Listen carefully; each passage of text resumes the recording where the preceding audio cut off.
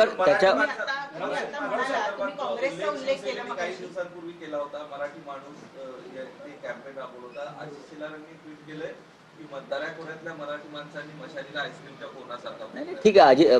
कोणते आशिष शेलार काय म्हणतात त्याच्यावरती या राज्याचं नाव तर भाजपचे राजकारण हल्ली चालत नाही. मुंबईतले राजकारण चालत नाही त्यांच्या बोलण्यावर, त्यांनाही माहिती आहे. तेव्हा असे टीका टिप्पण्या करून काय आम्हाला फरक पडत नाही. ही मुंबई मराठी माणसाची आहे. भारतीय जनता पक्षाचा आमदार पराग शहा हा रस्त्यावर उतरून एका मराठी रिक्षावाल्याला मारतो. तो चुकला असेल, त्याने नियम मोडला असेल, पण भारतीय जनता पक्षाचं सरकार या राज्यामध्ये रोज नियम मोडत आहे. मी कालही म्हणालो, नियमबाह्य पद्धतीनं अडाणीला अख्खी मुंबई दिली. पराग शहा जाऊन अडाणीची कॉलर पकडणार आहेत का? हिंमत आहे? किंवा पराग शहा जाऊन देवेंद्र फडणवीसांना जाब विचारणार आहेत, तुम्ही नियमबाह्य पद्धतीनं मुंबईतल्या जमिनी, मिठाग्र, धारावीचे भूखंड कसे दिले? महानगरपालिकेनं नियम मोडून FSI संदर्भातले निर्णय नियमबाह्य पद्धतीनं अडाणीच्या सोयीचे कसे घेतले? या संदर्भात पराग शहासारखे जे नवीन गुंड निर्माण झालेले आहेत राजकारणातले, ते प्रश्न विचारतील का? जर त्यांनी तो प्रश्न विचारला तर मी त्यांच्या रिक्षावाल्याला मारल्याचं समर्थन करेल. काँग्रेसला चांगलं यश मिळालेलं आहे, त्याबद्दल आम्ही त्यांचं अभिनंदन करतो.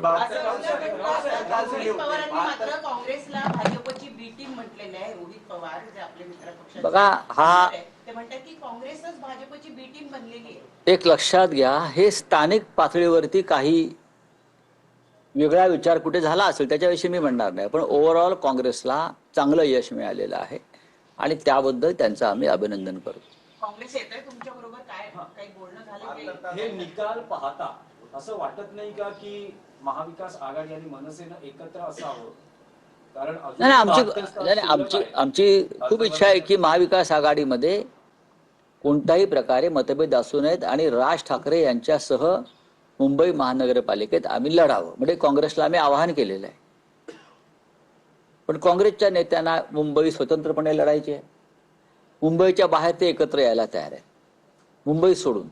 आता त्यांची काही गणितं असतील, पण अमरावती, चंद्रपूर, वर्धा या भागात काँग्रेसला मोठ्या प्रमाणात नगरपालिकात यश मिळालं, पण मुंबईचं राजकारण वेगळं आहे.